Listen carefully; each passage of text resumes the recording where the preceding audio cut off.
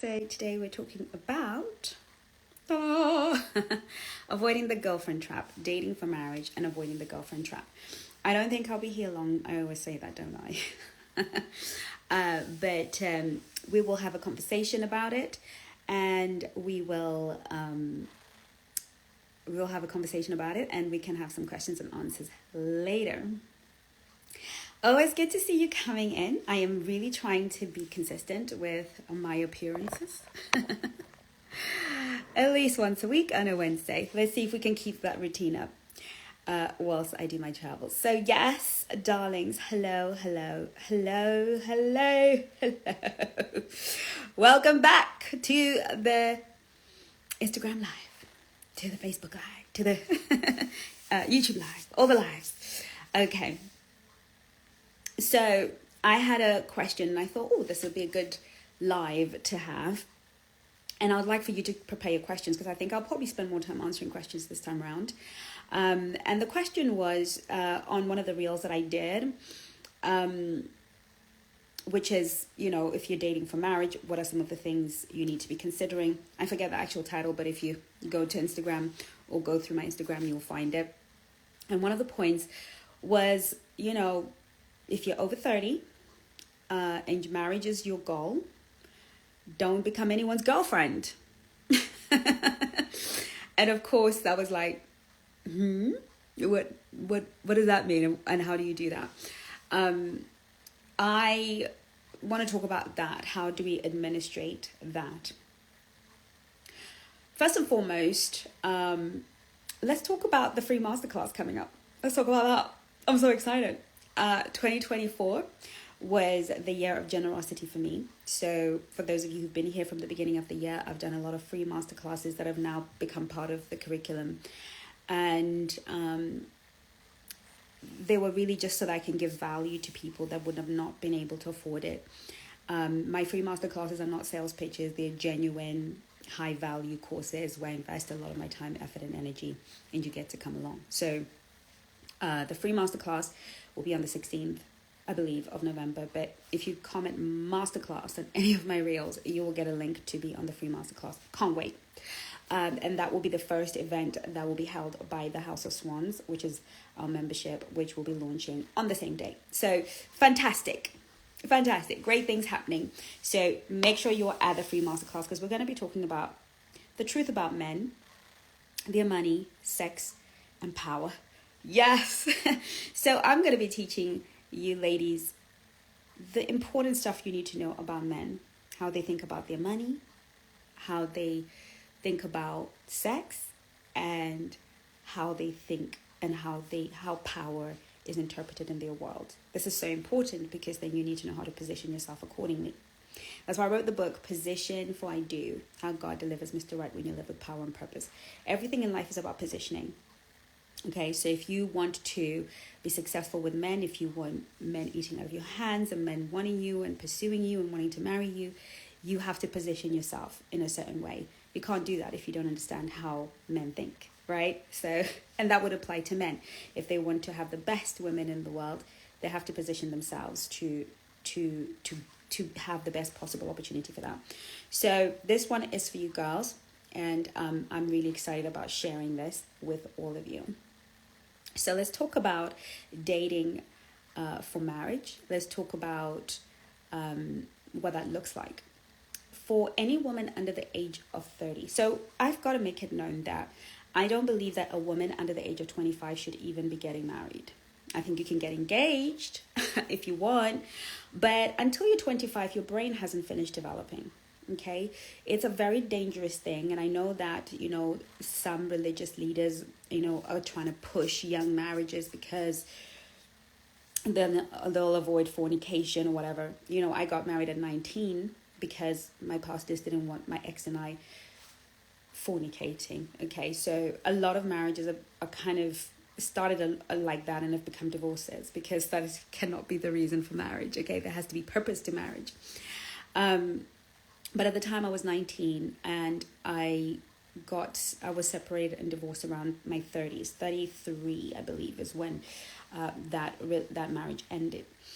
At 19, your brain isn't even developed. You don't even know who you are. You don't even know what you're about. So anyone under the age of 25 shouldn't be getting married. You really shouldn't be making any lifelong decisions before they're at least 25. Okay, some of our brains develop quicker than others, but it's like a good ballpark. But you can get engaged and stay engaged for a very long time. That is the only time that I will accept a protocol where a girl is engaged for a long time. So, and when we're talking about a long time, we're talking about no more than 5 years. Okay, so you really want to be in a position where, you know, you don't stay engaged for more than 5 years. But that also depends on how young you are. So I got engaged at 19. I could have stayed engaged for 6-7 years, and that would have been okay, because there's so many things that I wanted to be able to do that we could have done together. Okay, so the only time we will tolerate any kind of long-term engagements, honestly, as women, should be when we're under the age of 25. Okay, over the age of 25, we're not going to accept anything more than 5 years. Okay,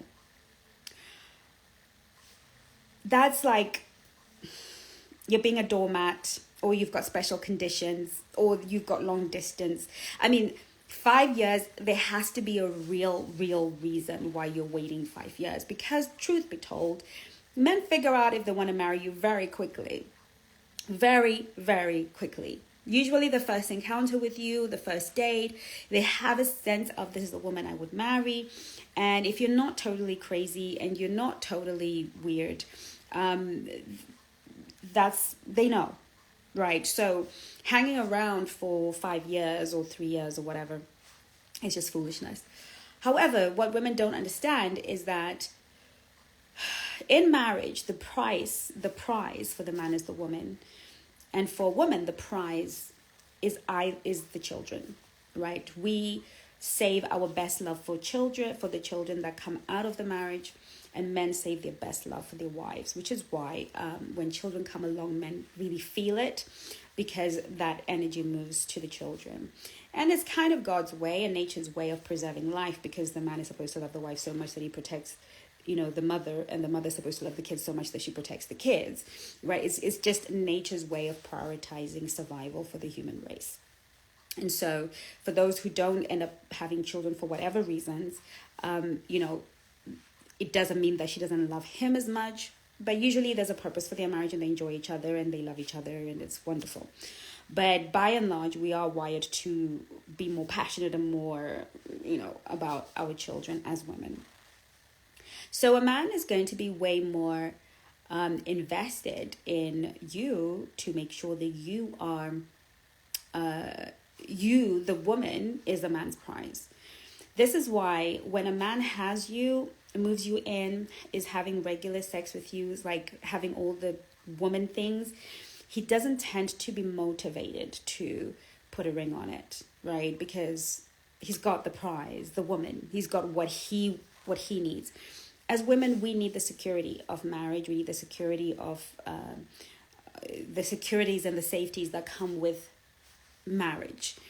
And the security and safety, because we want to be able to have children in a safe and secure environment. So for us, we can move in with a guy thinking, okay, this is going to lead to a ring, and it never comes. So you're sitting in that marriage, having babies, in that relationship, having babies, waiting for the marriage to come, but it never comes, because once he has access to you, he doesn't need to commit to a marriage. That if he does, it's just to please you or to pacify you.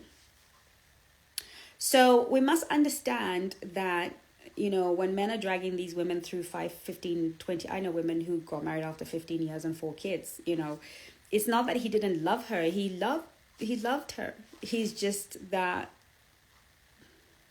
he didn't need the marriage. And we have to understand that there are a lot of men who love women, but just don't want to marry. They don't want the legal repercussions. They don't want to have to spend the money on a wedding. They don't want to have to spend money on, they don't want the formalities that come with it. And they don't want, some of them don't want the responsibility, and some of them don't want to risk losing stuff. You know, there's multiple reasons. But a man can absolutely love the woman, because a lot of us will say, well, if he loves you, he'll marry you. And when I say love, I mean, his feelings for you are genuine. If we're talking about the love that we should all be aiming for, then respect should come with that, and caring for you and giving to you, and being selfless. And marriage is a selfless act by men, because in truth, marriage is for women whilst we're young, and it is for men as they get older. All right. So if you're dating a guy that's younger, if you're young, under the age of 45, marriage is for the woman. He's marrying you to secure you, to give you safety and security, and to give you, a foundation, to feel safe and secure to build a relationship. Men over the age of 45 who are more in andropause, they are marrying for themselves. Okay, they're at a stage in their lives where they're looking for a nurse. They're looking for somebody who's going to take care of them in their old age. So they're marrying for themselves, and they're also more emotional, and they are looking for that mate and that partner, that person to be with. So again, these are some of the dynamics that we have to have in mind. So you get to 30, 27, 28, 30, and for sure marriage is what you want. You're not trying to be dating anybody. You've been there, done that, worn the t-shirt, wasted your time, and you're ready to get married. There are two protocols that you can use. One of which is, they're both very viable, but you have to decide what works for you. Okay, so I'm going to share that with you. But I have the first one I'm going to share with you is already in the dating playbook in my masterclass. So that is the common one. Okay, the first protocol is that you would date multiple people. Hey darlings, you would date multiple people, and this is really, really super important. If you're dating for marriage, this is super important. This is not just for girls who are dating for a good time. We're talking about girls who are dating for marriage. If you are dating for marriage, you cannot be sexual. You cannot be sexual with any of the guys you're dating. You have to have a lot of sexual discipline. You can't be sleeping with them. Why? Because if you sleep with the one you really like, and he knows you're dating other people, he's going to assume you're sleeping with other people too. Okay. Men assume that what you do with them is what you're doing with everybody else. So it's super, super, super, super important that you have a lot of sexual discipline if you're dating for marriage. Okay. Now, because protocol number one, if you know you've got enough sexual discipline to date multiple people, but eventually you're going to lose, you don't have the tenacity to go all the way home. Okay.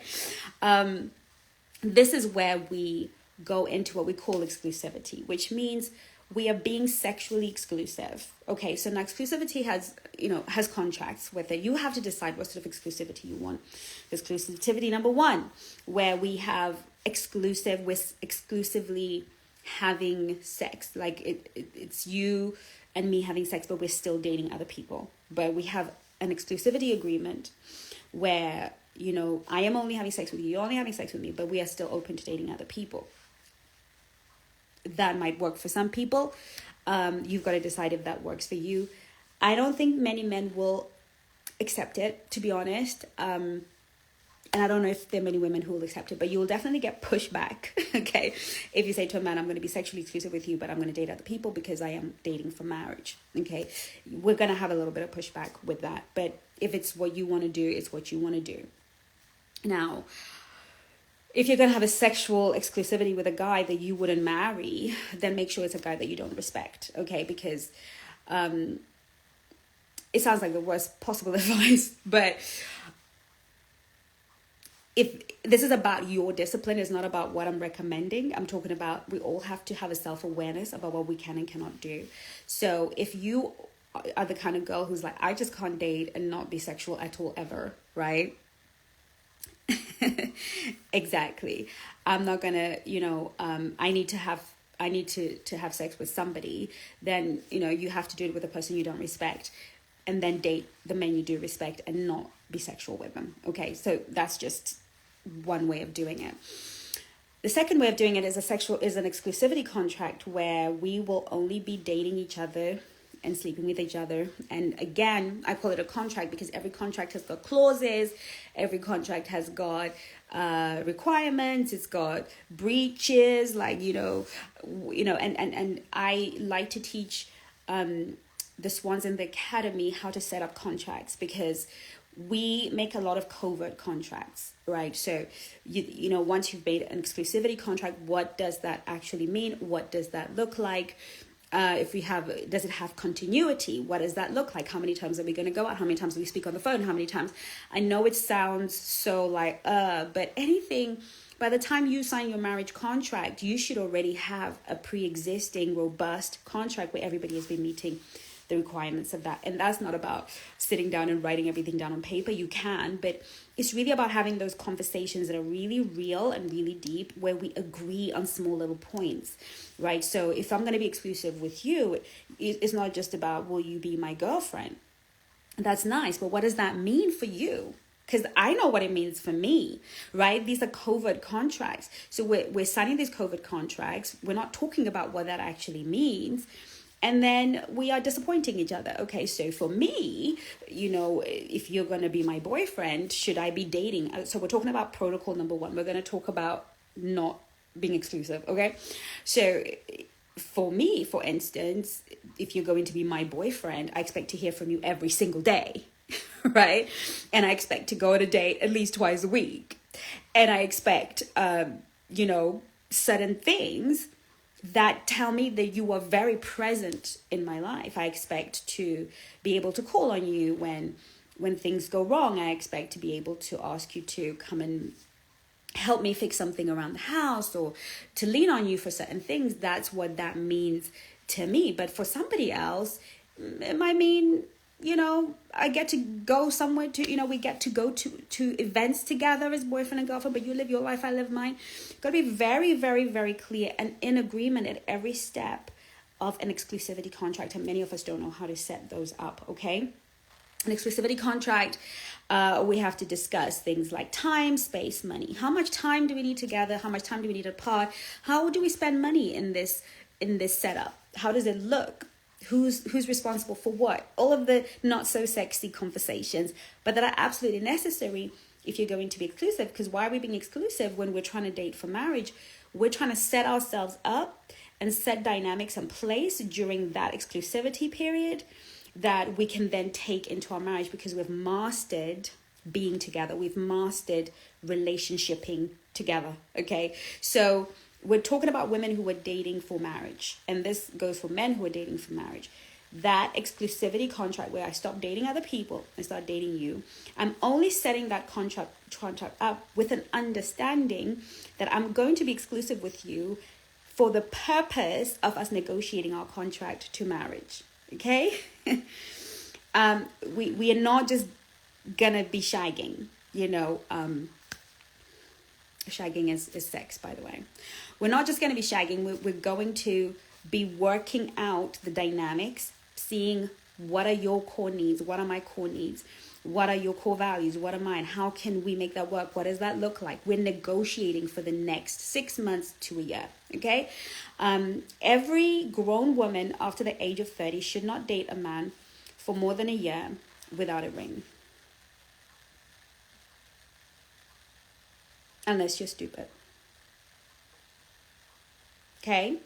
So we need 9 months, nothing before 9 months. Okay? So let's talk about engagements. You can get engaged on the first day you meet someone, right? Engagement is a statement of intention. So we have this thing in our culture where it's like, oh, we date for 3 months, then 6 months, then. You can get engaged on the first day. A man can propose to you on the first day. Why do I say that? Because that's how life was always done prior to the modern day world. People would go and say, I want to marry your daughter, with no dating involved, right? There are cultures today that don't date. They just get engaged. So we have to stop thinking about it as if it's something ludicrous. Engagement is a statement of intent. It says, I intend to marry you. So I kind of get a bit annoyed when I get people saying, oh, they met last week and they engaged. I mean, is that too fast? No, he's stating his intention and he's putting some skin in the game. He's making it known to her family, her world, that his intention is to marry her.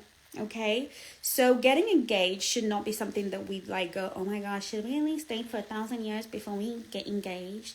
You can get engaged whenever you want to get engaged, but you shouldn't get married anytime before 12 months. Okay, why? Because it takes 9 months for a pathological liar, people who are really good at lying, to start to unravel, for their mask to fall off. Okay, at the 9-month mark, masks fall off. And we're talking, sometimes they fall off at 3 months, sometimes they fall off at 6 months, okay? But the brain, the body, the brain, the mind is not designed to lie. At some point, it will tell on itself. At some point, which is why confession is such an important part of Christian faith. Therapy is a form of confession, because as humans, we need to tell the truth to regulate. So it's dysregulating to the nervous system to be lying, okay? So we're not built to lie, we're just really good at it, but we're not built for it.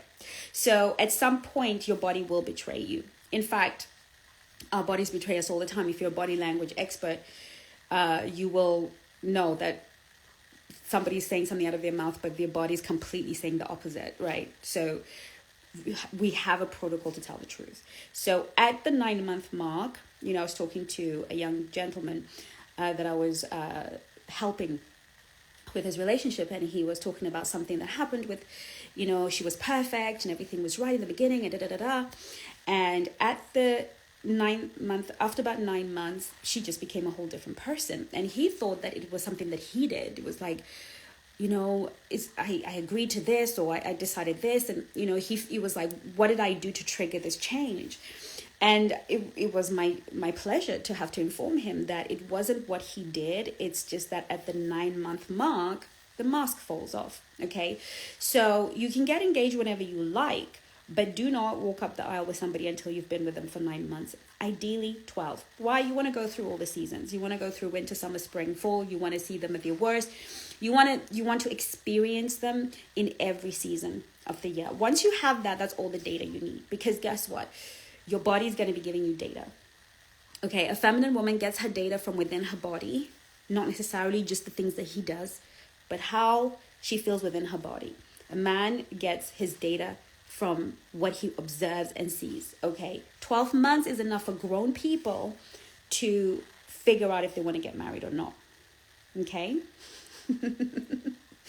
So, this exclusivity, you sit down, you create your contract. After 12 months, do you tell him, oh, after 12 months, we're not going to know? You don't give him a timeline, but you have to have a timeline within yourself where you're observing certain things. So yes, I'll be your girlfriend, but this is what it looks like for me. If he can't even maintain communication, if he cannot be consistent, if he cannot honor your agreement at this girlfriend level, he's not going to be a good husband. So let's not try and fool ourselves. Okay, we can just cancel that engagement if we are engaged, or we can just not proceed any further. So you don't have to see it through for 12 months. If it's a dud, it's a dud.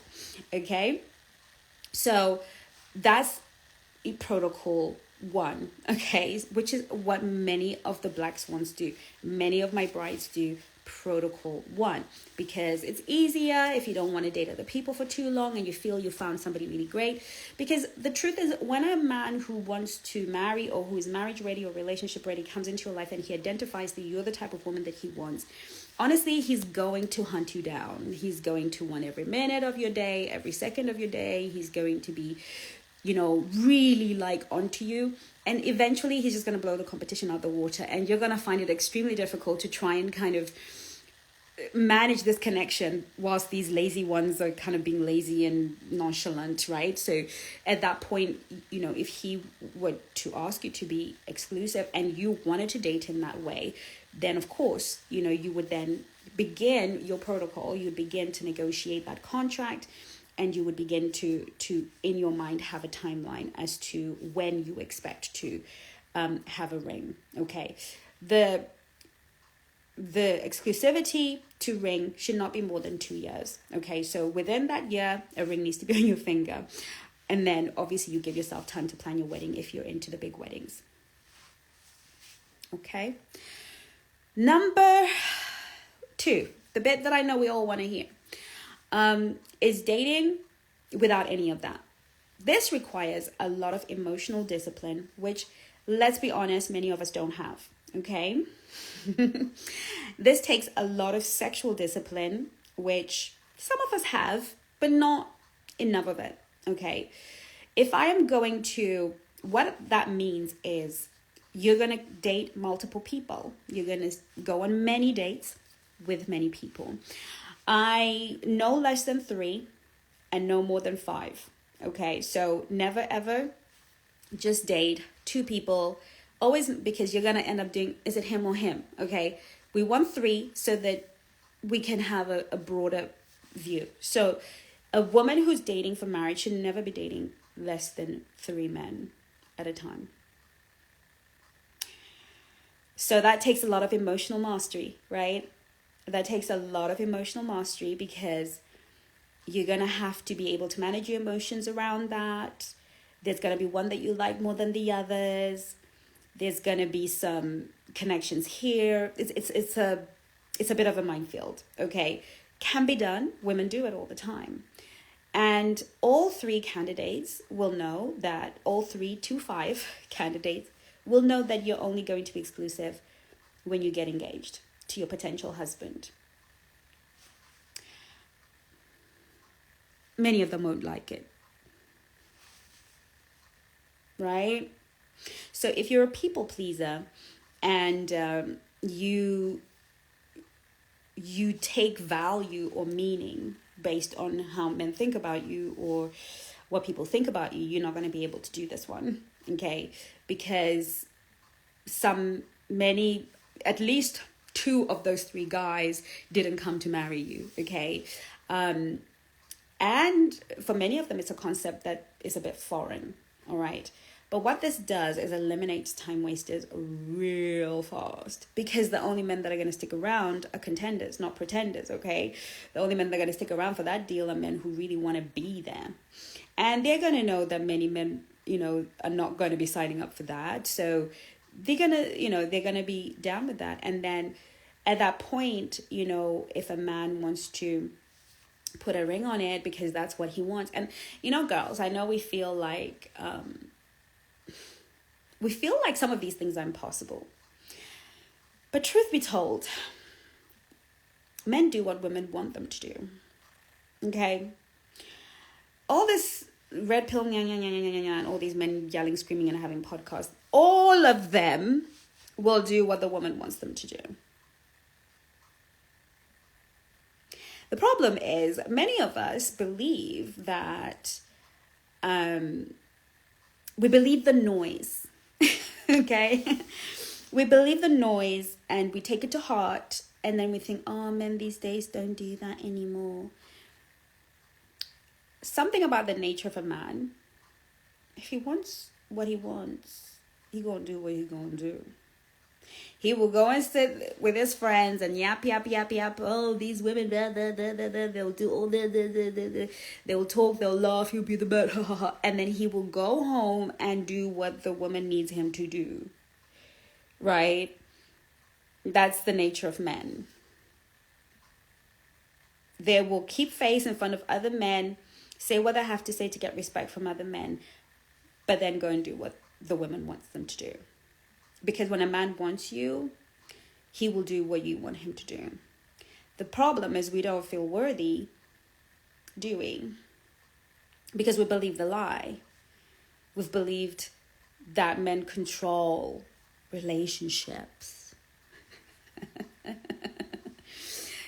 Being the relationship gatekeeper doesn't mean that you control relationships. Being the sexual gatekeeper doesn't mean you control the sex, right? It just means you give access, but at some point you're going to give access to somebody because they have proven or shown to you worthiness. In the same way, if you're a high value, high status woman, you will, by virtue of being who you are, be worthy of the relationship or the emotional gatekeeper to open his gates. And once you're in, it becomes your relationship. Once he's in, it becomes your sex life, right? The two of you. It's not your sex life, it's our sex life because you let him in the gate. If he lets you into the relationship gate, it's now your relationship. It's the team relationship, right? So we shouldn't believe that we control sex, right? We don't control sex. We just control access to sex. Sex belongs to the both of us once that agreement has been made. And relationships belong to both of us. And we create the dynamic of that relationship. Men won't mess with the woman. They won't mess with losing the woman they want. They won't. So it's about you as a woman really understanding your power. So if you are dating and you're like, look, I'm not going to be anybody's girlfriend. I'm going to date until somebody proposes to marry me. If that man wants you, he's going to do what it takes. They're built to do that. Men are built for that. Masculine men are built for that. You tell a masculine man, if you want to get gold is at the top of that mountain and you'll get all the gold you want in the world, he's going to start strapping up to go up there. He's not going to sit down and start negotiating with you at the base of the mountain because he knows the gold is up there. The men that do that are the men that are in feminine energy, the men that are immature, who are not in their masculinity. Men are built for a challenge. They're built for it. They're psychologically, biologically, spiritually built for a challenge.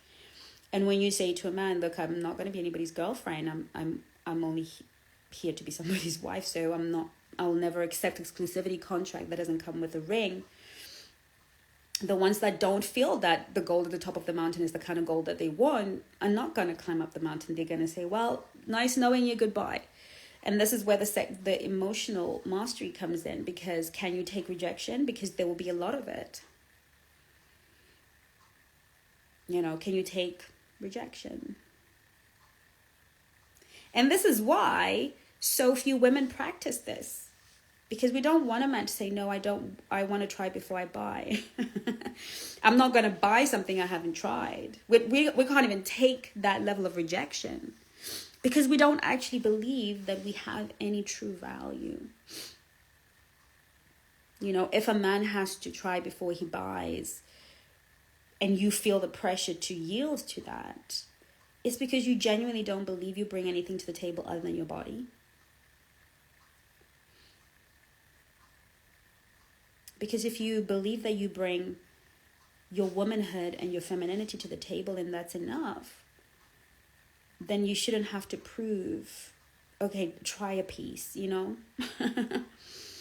But if you are a sexual being and you want to practice, we go for protocol number 1, which I've already shared, okay? Protocol number 2 is for women that have high discipline, that have high emotional mastery, high sexual mastery. That's developed over years. So that this man understands that, okay, she is setting this price, she's setting this standard for me, but she's also setting it for every other guy. She's not sleeping with every other guy. She is not doing any of these with any other guys. So now he wants to be the one that wins that. But if you're out here sleeping with him and doing naked sleepovers but no touching, it takes a high level of integrity.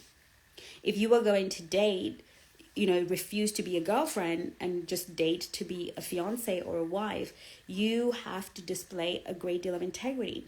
I have these girls. I know these girls. They're not part of my community, but I was talking to this guy and he was telling me that, a lot, and this is a church girls do this a lot, actually. She walks around naked, gets home, takes all the clothes off, walks around in her thongs and doesn't know, I'm not going to sleep with you until we get married. Like all of that teasy foolishness, that won't work. Okay, if you're going to be a woman of integrity, be a woman of integrity. If you're going to not be anybody's girlfriend, don't behave like a woman who's serious about herself. Don't, think, oh, I'm gonna, do this new thing where I'm no one's girlfriend. I'm just gonna wait until somebody proposes, but I'll get naked and I'll walk around in skimpy little things and I'll taunt him and tease him and da-da-da-da-da and da-da-da-da. That lowers your value. Act like act like a prize, act like a diamond, act like I know my worth, and all activities shall happen beyond my home. We'll go outdoors, we'll meet, we'll talk. You can ask me any questions. We'll have a good time. We'll have a laugh. You can drop me off at home. I'll drive myself home. And you get to go home and assess if I'm the kind of woman that you would like to keep forever. It's not little sleepovers and little naked showers together and little teasy things. Okay, so we can't practice that protocol if we have no integrity or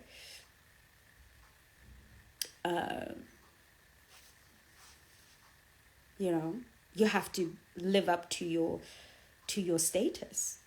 You have to be untouchable, because then he knows this girl, she's got a standard.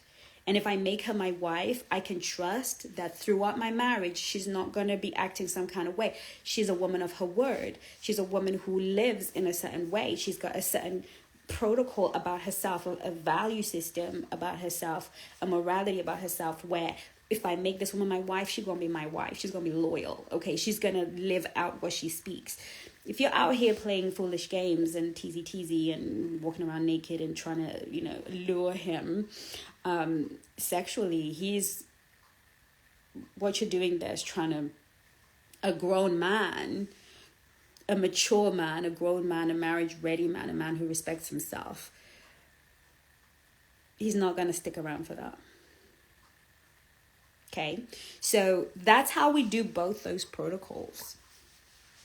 One is not worse off than the other. You just have to decide. Obviously, if you do the second one, you are definitely going to get through a lot of time wasters way quicker and keep as much of yourself as you can, because 1 year with one guy trying to work out the exclusivity contract can be draining. And, I've had clients who've done the year, turned out, oops, and you've invested a year of your life. So those are the cons of kind of doing exclusivity in the way that I'm exclusive with you, I'm your girlfriend, and I'm going to be working through this. Those are the cons, because if it doesn't work out, then you're screwed. The other way, the cons are that you'll be getting rejected a lot. You get a lot of guys who came to play who are not going to want to stay because they came to play. So that's how you do it. And I have no judgment. You have to figure out where you are in your life. But honestly, if you are 30 and you have some experience and you are saying to yourself, look, I'm ready to be a wife. I'm ready to be a wife. Then that's a protocol for you. If you are under 30, it's really important that you use that time to collect data. Okay? It's time for you to gather data around yourself as a woman. Under 30, like I said in the beginning, I got married at 19. Didn't even know who I was. And I had to develop my identity was built around being a wife, right? Which when I came into my 30s, which is when women come into an awakening, when we turn 30, we awaken to the depths of who we are. I realized that I didn't know who I was, okay? And that I'd been making that decisions were being made for me. So I had to then do in my 30s, okay, what I should have done in my 20s, which is learn who I am, learn what I like, learn what works for me, what doesn't work for me, what is right for me, so that I could present myself authentically to the right person, right? Because that's such an important piece of a successful marriage, is you have to come into it a whole human being, a whole person, authentically yourself, totally self-accepting, totally self-loving, because only that person will be able to choose the right person for them. All right? Angie says makes a lot of sense. I'm so happy to hear it. Only that person who is whole, and the version I am now is very clear about the person who would be the right fit for me, because I have so accepted myself, and I'm so aware that I'm so clear about what would work for me, because I know myself. I know my good, my bad, my ugly. I know what I'm prepared to work on, and I know what I'm not prepared to work on. So it's about being clear about who you are. And when you are in that position in your life, dating the second way is easier, because you already know who you are. You already know that if you can't pass this first test, you won't be able to be with me, right? So we want to use the time before we're 30 to really do some self-discovery, figure out the wounds we carry, how they change how we live, figure out our stories, the stories we tell ourselves and the stories we tell other people, figure out what we are offering. What do we bring to a relationship? What do we offer a man? Because I know girls, we like to act like, we shouldn't have anything to offer, but our being is the offering. But what is your being? Right? So you want to get all of that very clear. And when you get that clear, you're in a position to really date powerfully, to really date intentionally, and date authentically. Because marriage is not the upgrade on singleness. Okay, marriage is not the graduation for single people. I want you to think of marriage as a whole different entity. It's like being in a job. Some people think, I'm going to graduate into being an entrepreneur. No. Okay, it's not a graduation. There's entrepreneurship, which comes with its own stuff. And there's employment, which comes with its own stuff, right? Employment is not the primary school for when you graduate, right? You can be employed for the rest of your life and be very successful and enjoy your career and change the world. And you can transition into entrepreneurship, but it's a whole different level of life. So you have to understand that singleness is not a disease that is cured by marriage, or a state that is in waiting for marriage. Singleness is a real life thing. It's I'm always intrigued because people are like, are you married? Are you married? And I'm like, what's wrong with being single? It's a very, very respectable way to live. It's a very normal and very natural lifestyle choice that anyone can make. Okay? Having been married for 13 years, I think I can say to myself that singleness is a very wonderful state of being. It's a very beautiful reality that you can choose to remain in. If you choose to marry, then understand that it's a whole different reality. When you marry, the shutters come down. And the worlds that you live in are very different. And the rules of engagements are very different. Marriage is an entity, a spiritual entity in a spiritual place and space. That's why you can live with a man for 5 years, get married, and get divorced after a year. Because they're two different spiritual environments, two different energetic environments, two different psychological environments. The totally different rules apply in marriage and in singleness. Okay, some of us think that it's a graduation. I live single and then I graduate. They're not even related. This is why people can have arranged marriages, because they're totally different institutions. Being single is an institution of its own that has got a lot of glory. I'll be 100% honest with you. I've enjoyed being single more than I ever enjoyed being married. I love being single. A little too much. Yeah. Because they're two very different worlds. And trust me, there are so many miserable married people. About 85%, if not more. Because they thought that marriage was a graduation. It really isn't. That's why we need to treat it very differently. Singleness is very different. And a lot of people that are married think being single is like this de-escalation of marriage. It's a whole different world. You know, when I was married and I was thinking of singleness, I was like, oh, I can be single. And, you know, but I didn't realize a whole different world that runs on a whole different set of rules. Okay, so a lot of married people leave their marriages and realize that singleness isn't just a walk in the park. It requires a lot of self-mastery, a lot of discipline, a lot of, you know, it requires a whole different set of things for you as a human to exist as a single person. And marriage requires a whole different system, right?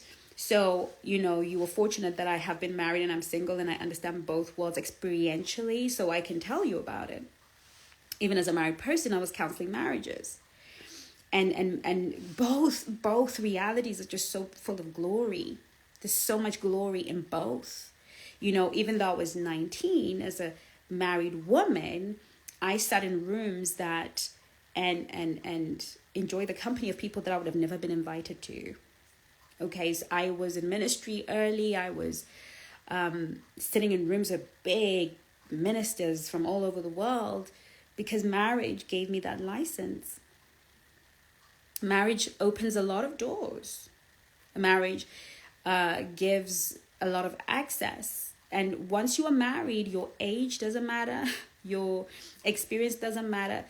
The moment you are married, especially if you are part of a religious system, you are automatically considered responsible. There's a lot of conferred dignity and conferred responsibility given to you. So there's a lot of great things. And there was a bit of an adjustment when I got divorced. I was like, oh, I miss the dignity of marriage. I miss the naturally conferred sense of Mrs. So there's something to it. There is something to marriage, of course. That's why so many of us want to get married, because there's something to it. And there's something to being single. The glory of being single is, you know, being able to do what you need to do. You know, as a single woman, I get to travel when I want to travel. I can do what I want. And I think that's something that we take for granted, because when you're married, you can't do that.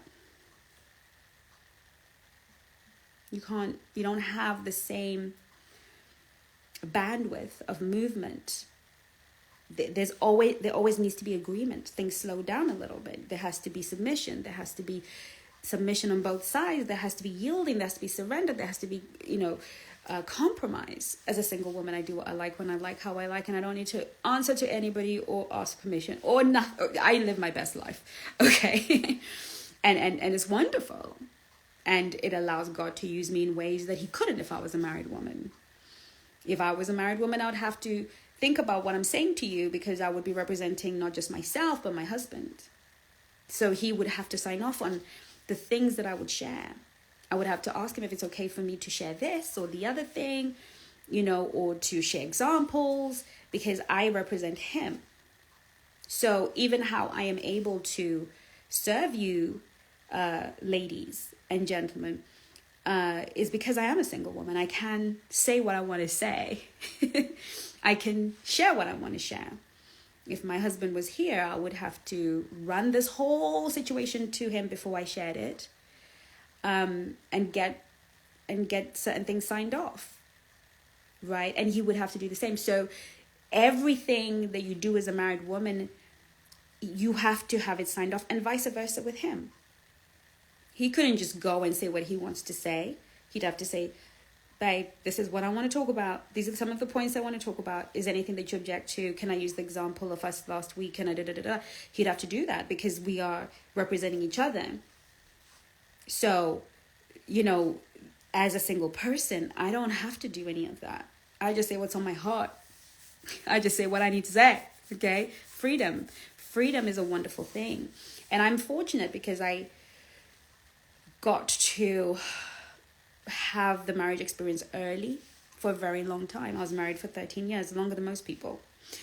And so I know the full spectrum of marriage. And I was married within the church, and I was married, you know, quite solidly, you know, in terms of that time. So I know exactly what I'm talking about. on this other side, right? And that's not to say that people who've never been married can't speak into this space, but I'm just saying that I have experience of both. And so we have to look at them as two different entities. And this is where when you're saying your vows, the priest will say, this is something, or the person who's officiating will say, this is something that should not be entered into lightly. And we kind of think it's a joke, but it's not.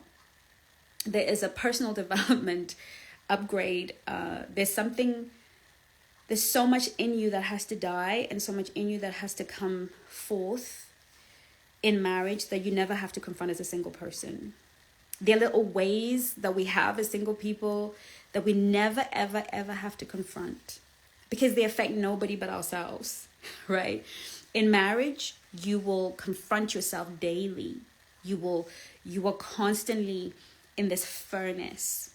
And if you embrace marriage well, you are refined. You become better as a human being.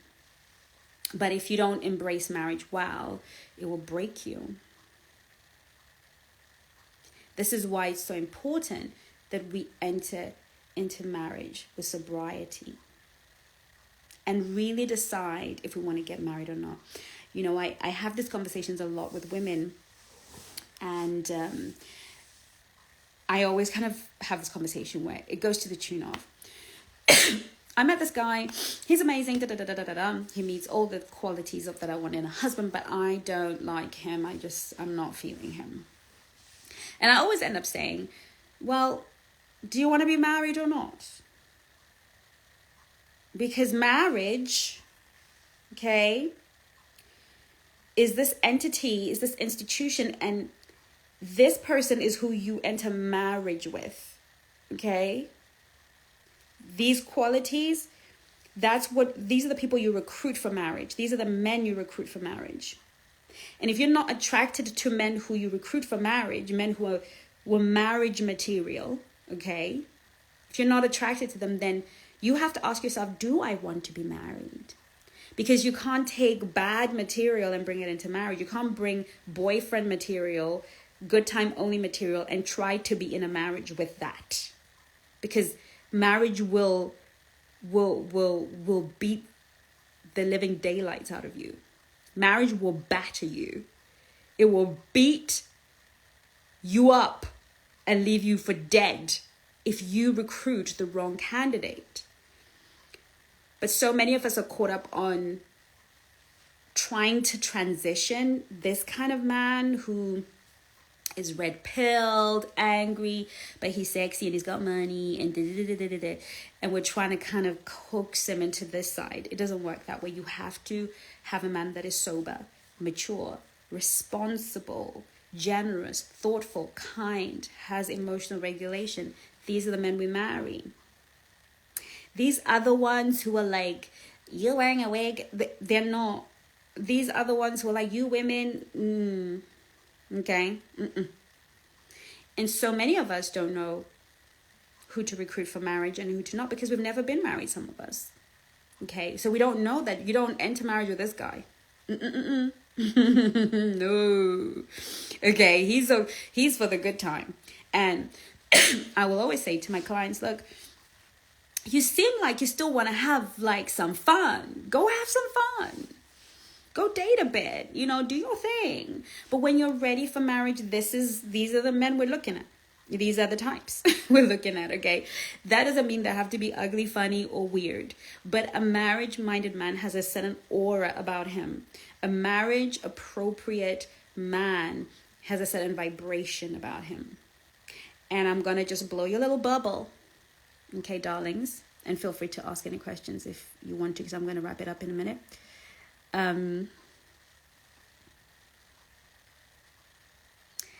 Mariah says, I went through it in my late 20s, just turned 30, and I date so different, so important and powerful. I'm so glad to hear it.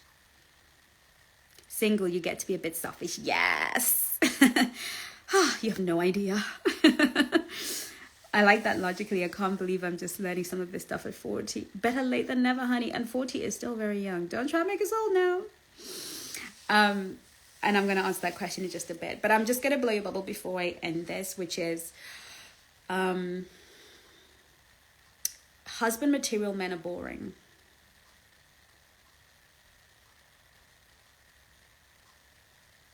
I'm not saying that they're not attractive. I'm not saying that they're just kind of boring. And what does that mean? It means that they don't activate your nervous system into survival mode. A lot of us interpret a regulated nervous system with boredom. But boredom is a good sign. Boredom means that this man does not activate your nervous system into survival. The man who is likely to be marriage material is a little bit boring, or a lot boring. This is why marriage is a whole different beast. Do some women get Mr. Exciting, who ends up being a great husband? Yeah, but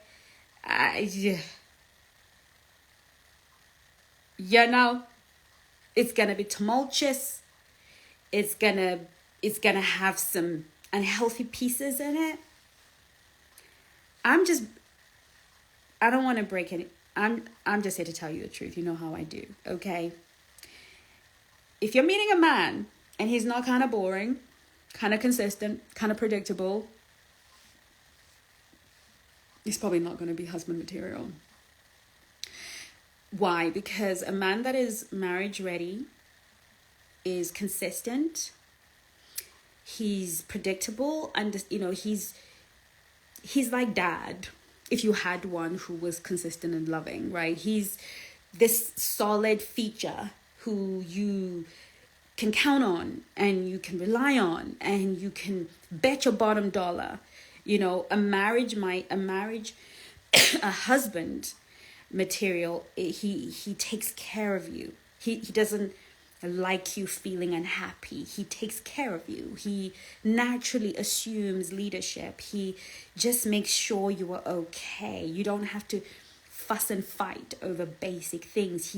He's an overtaker. He takes over. He makes sure that you are safe and secure in everything that he does, in the way that he moves. And because so few men move that way, and we're so used to being dysregulated and, oh my God, he didn't call me, so what happens if he pulls away? What shall I do when he pulls away?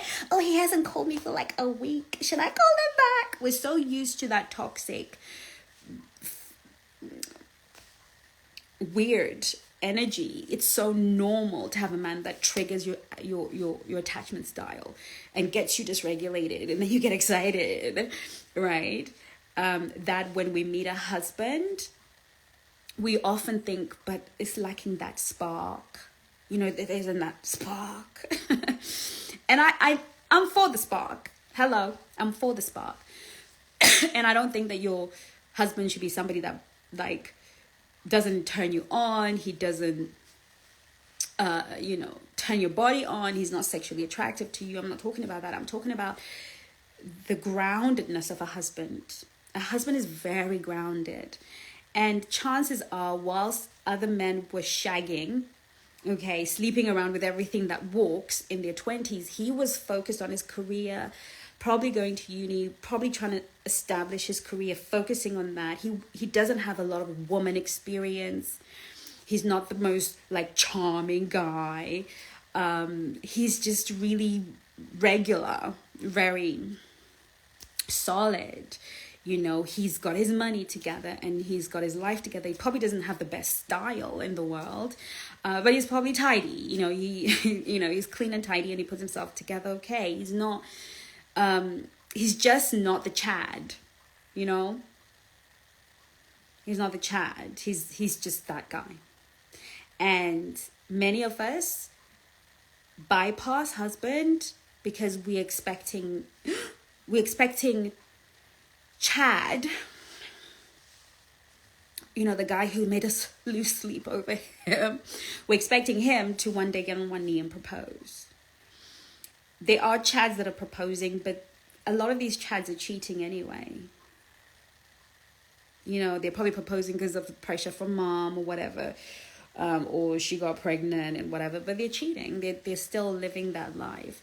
So if you get yourself a nice man who's just a nice guy, who is a good man, you know, has some backbone, is masculine, knows who he is, where he's going, what he's about, that's probably going to be your guy. If you're a little bit bored, it's probably your guy. But the question then is, do I want to be married? Because marriage is boring. It is. It is a set of routines that we formulate around each other that make for safety for incoming children, if that's part of the routine. This set of routines and some basic things that we both have to settle into to create stability for one another. So marriage is primarily boring. You know, you start to live for those moments when you go on holidays or you create date nights. You have to actually create something beautiful on top of that very predictable kind of life. Okay, which is something that you don't have to do as a single person, because you can make your life exciting every day, right? As a single person. So I wanted us to get out of the mind of, I can graduate from single, like I can just perpetuate singleness in marriage, perpetuate certain choices and decisions that I'm able to make as a single person and just perpetuate that in marriage with somebody. It doesn't work that way. I'm ready to take questions.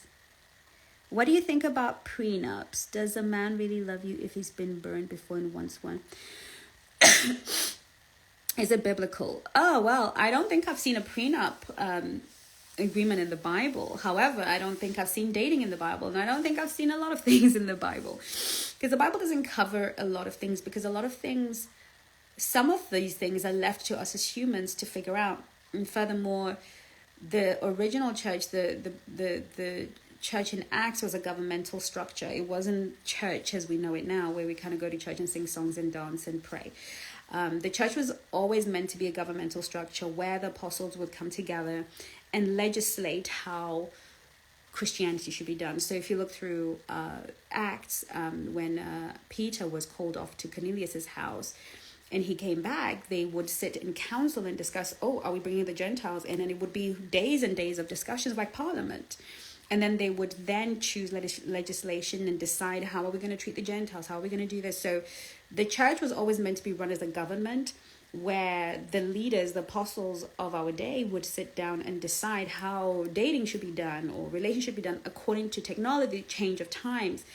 The Bible, that is the way the church should be governed. But what the church has become is a whole bunch of people that sing together and do community together. Okay, but that is not what the church is. It is no longer a governmental structure.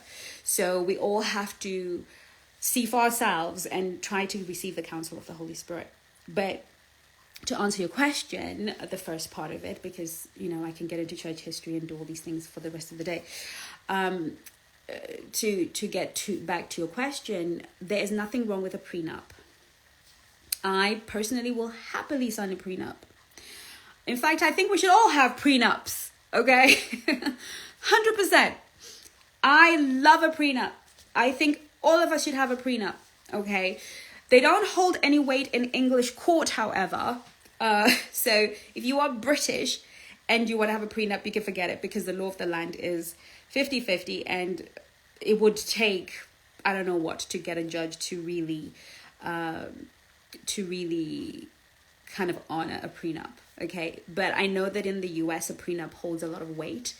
But again, circumstances and everything can change everything. So, but prenups for me are exactly the same as when I talk about exclusivity contracts and marriage contracts.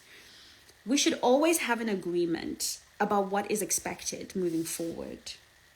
Because how am I going to divorce you unless you break a covenant? How am I going to divorce you unless you break a law? How am I going to get out of a contract unless there was a contract, right? So, number one, I'm all for prenups. You can have that on record, totally for it. If a man asks me to sign a prenup, I'll be like, yes, please and thank you, okay? Number two, a prenup isn't, a lot of us think prenups are, I get my way and you don't. You know, I am the one who's asking you to walk away with nothing after 20 years of marriage. Of course not. Prenups are a lot more sophisticated than that. You know, what would you want when you're writing the prenup? The conversations, the agreements. Okay, if we are married for 10 years and we have children, I want custody of the children. You will have this visitation rights. You know, if I took 10 years of my career to raise the kids whilst you went to work, I want 50% of everything. I want to be compensated for those 10 years. Or I want, you know, if this thing ends, I want you to compensate me, and this is the amount of money I want, and this is the percentage I want. You don't have to walk away with nothing. So I think women need to get over this. We need to get over this whole, okay, figure out what would work for you in the eventuality that this marriage ends. You know, because guess what? We don't take car insurance because we think we're going to get into an accident, but we know life happens. What would you feel safe and comfortable getting? Negotiate, right? Negotiate your side of the deal. Negotiate your 50-50, your 80%, your 20%. Negotiate, okay? That's good for you. Then everybody knows what they're getting themselves into. So I have no problem with prenups, and I think all of us should have it. With that being said, so many of us don't even have the kind of money that we need to be protecting anyway, right? So many of us don't. A lot of men that are asking for prenups don't even have the kind of money that's worth protecting, right? So I think it's perfectly fair if somebody has worked their whole life and they've accumulated wealth for them to want to protect themselves. Because I know that I don't have a demonic agenda in a man's life. So if you want to, you know, if you are afraid that I might become Jezebel.com, and you want to protect yourself, by all means do, because I will never be Jezebel.com. I'll always mean you good and not harm all the days of your life. Now, if you decide that you want to get rid of me because you found something prettier and nicer, whatever you decide you want to do, I would have already negotiated my side of the deal. So by the time that happens, okay, you know, some prenups are like, if you cheat on me, then I get this, right? So I will put that in the clause. If you decide you want something younger, fresher, hotter, I want 80% of everything you earn. Like, that's the deal. You got to sign off on it because it secures me as well, right? So that's my answer, and I'm sticking to it.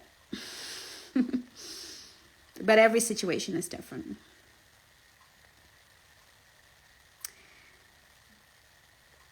This is set up part foul. I hope I said that properly.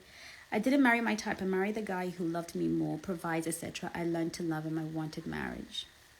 It's a smart woman there.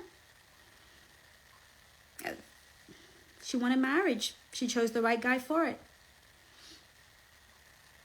I had to heal and block from liking healthy men. Yeah. I mean, this is the truth about marriage. A lot of us want marriage, but we're not serious about, we don't know what it actually takes. We want a romantic ideal, but you have to choose a marriage guy and stop your nonsense. How to know if they're not marriage ready?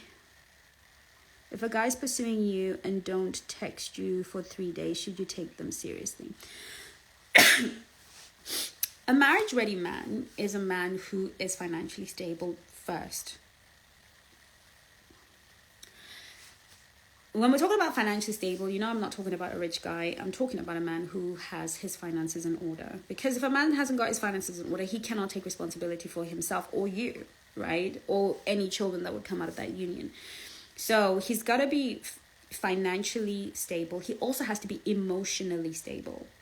He's a man who cannot be emotional.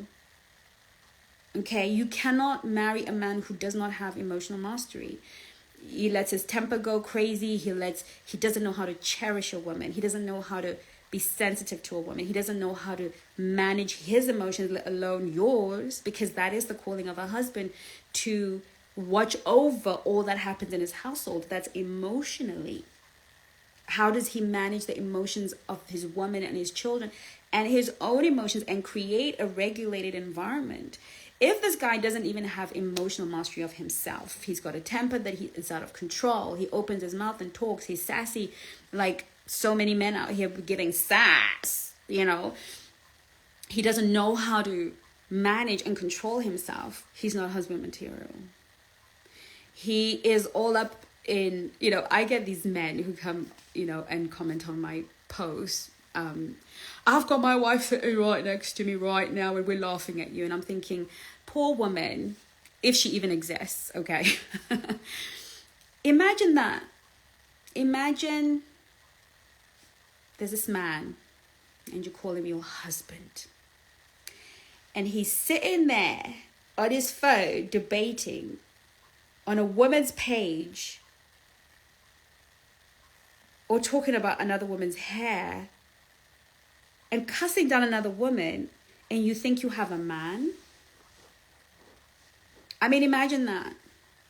And you think, yeah, I'm married.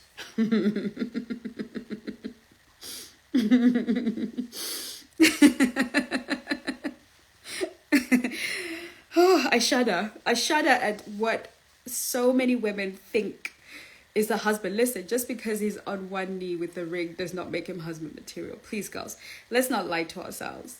Some of these men are children that saved up enough to put a ring on your finger. How? I can't imagine my husband having nothing better to do than debate with women online.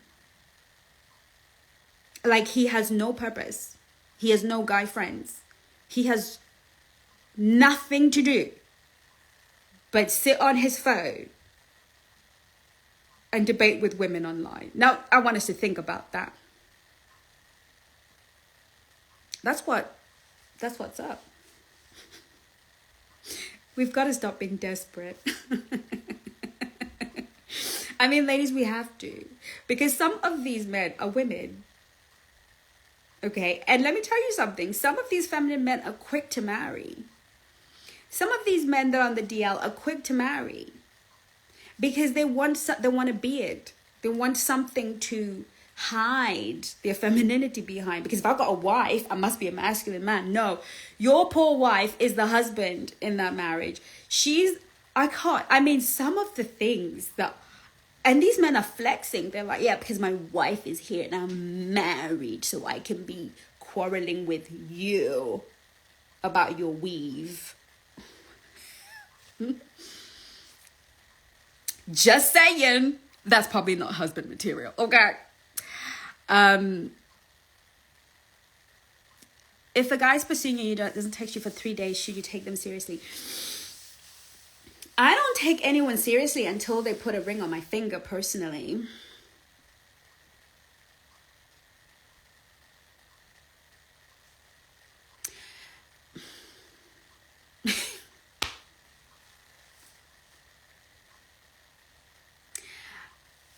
If you're gonna be breaking communication patterns during the pursuit, I for sure am not taking you. Like, I'm not even putting you in the runnings, right? Like, you're a pretender, not a contender. We only deal with grown men up in here.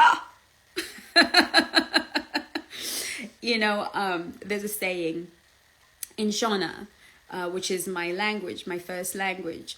Because I'm Zimbabwean, for those of you who don't know. I'm Zimbabwean born and raised and British, you know, for the last 30 years. So I'm Zimbabwean British. And my first language is Shona. And there's this phrase that we have when we say, Ndeshe Shasha. Ish Ndeshe Shasha, you know? And if you're Shona, you'll know what I mean. But the translation is, there's some things in life, they're for champions. Do you get what I'm trying to say? Like, this is not for little boys. We're dealing, like, these matters require champions. Do you understand? So, you know, the council, the village is coming together and they're dealing with some real things. There are some counsel that they seek. There's a quality of a man that is required to give counsel at this point. We're not dealing with the little boys. We're not dealing with the old men. We're dealing with the champions. Okay, so the champions come with their spears and the big hunters. Okay, and they come in and they give their final say because they're the champions. Okay, now as women, we would refer to ourselves and say, I am a champion's woman. Do you understand? If you're not a champion, don't talk to me. Like, this is grown man business. I am grown man business. I'm not for little boys. Do you know what I'm trying to say? And we are black swans. Who's out here messing with little boys? Who's out here messing with a boy who doesn't know if he wants to call you today or not? Like, we're dealing with grown men here. Okay, the Black Swan Relationship Academy is for women, grown women who only deal with champions. Do you understand? Okay, so that's the answer to that question. You have to think of yourself as, when it comes to me, I'm only dealing with champions. I'm dealing with medalists. There's just some conversations and situations that as a black swan you don't get to entertain. Like, why? Why? I mean, there's just some things I only talk about because some of you girls are going through them. You can't stand the heat of my standards if you're not a man. You've got to be a man to even talk to me. And that's how you have to think about yourself. It's about your personal self-image. Jay Lacarian, I love that. I'm probably butchering your name. I'll take boring at this point. I know. I definitely agree with you. My husband is boring, but I was addicted to drama, took therapy in marriage. I love that. I attract all survival dudes. I know, because they're kind of fun. The boring man doesn't feed the drama, but is emotionally available. It's worth it. Absolutely. If you want a healthy heart and family, go for Mr. Boring.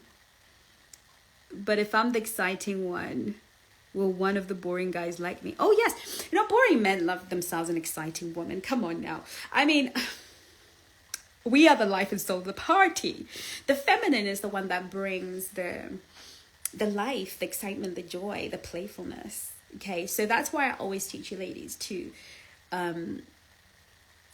bring on the excitement. Your job is to be the atmosphere for fun and exciting things, right? He wants to experience the world through your playful eyes, especially if he's taking good care of you. Then what is he buying into? What is he getting?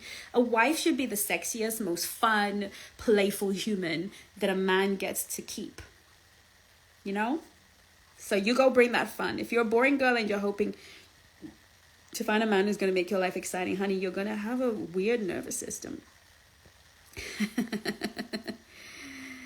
I'm boring but so safe. It's boring but so safe, freeing and reassurance because of the triggers and minimum. Absolutely. That's how we build healthy relationships.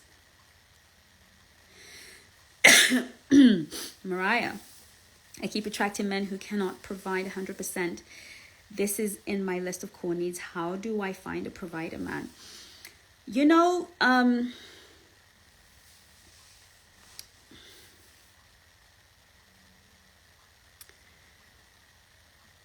A man that can provide 100% in this economy is going to be a very wealthy man. But that also depends on the lifestyle that you live. If you live a really, really modest lifestyle, you kind of have, a very modest lifestyle, and you want 100% provide a guy, you are kind of talking about a guy who earns multiple six figures. And they are there. And I know we hear, they are the 10% of the world's population. They are few, but you are going to have to be able to make some compromises, okay? If 100% is a core need of yours, there will be some compromises that you have to make. Chances are he'll have to be very basic looking, maybe not so great looking, maybe very much older than you. Yeah. if you go way older, and I don't know how old you are, but much older, and maybe, forget about the looks, then you're in good stead. And be open to different races, different cultures, different people. You'll find him, right?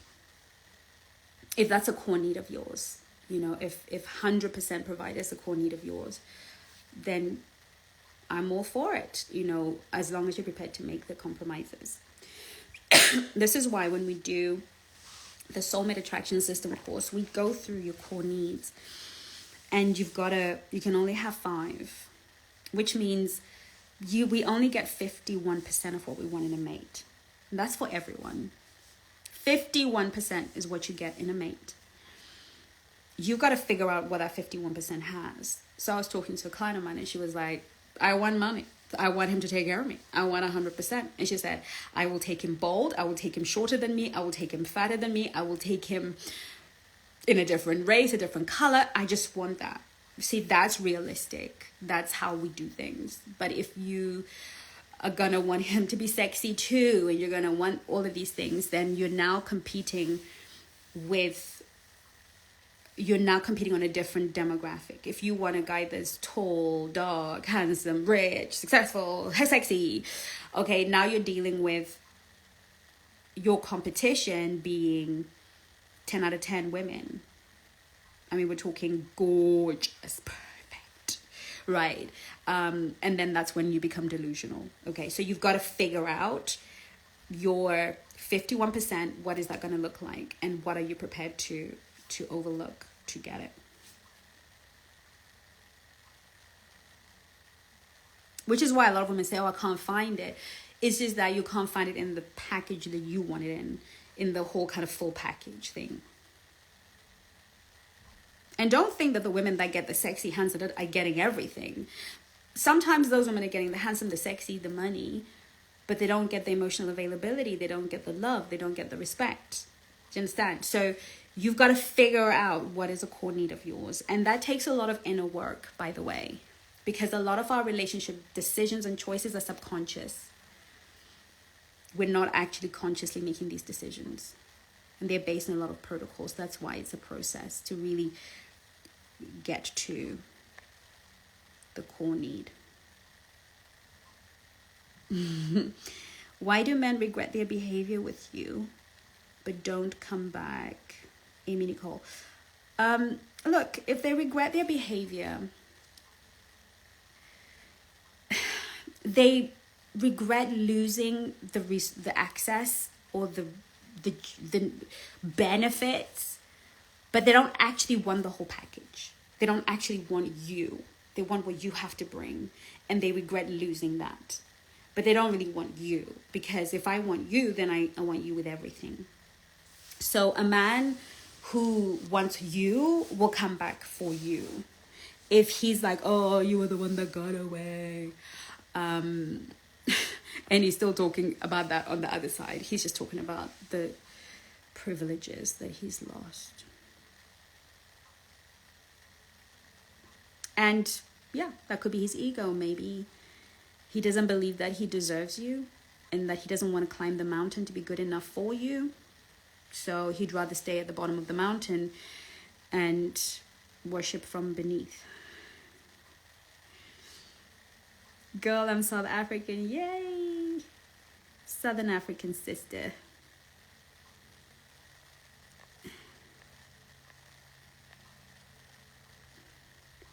I just let go of a millionaire, $2.5 million house, all the money in the world, hates himself and was jealous of me. Don't recommend it at all. Love that. And some women won't believe you. I've let go of a lot of millionaires. I've let go of a lot of very wealthy men because some things are just not worth it. And money is not a love language of mine, unfortunately, for men. I'm not really impressed by a man's money. I am a very character-driven human. Of course, I'm not going to entertain a loser.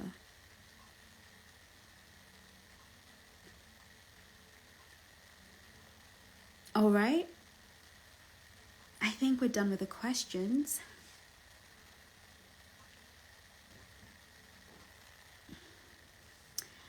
Who is this?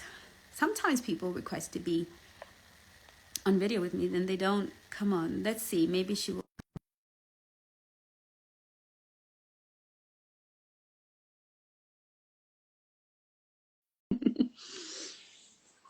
Sometimes I think maybe people press the wrong buttons.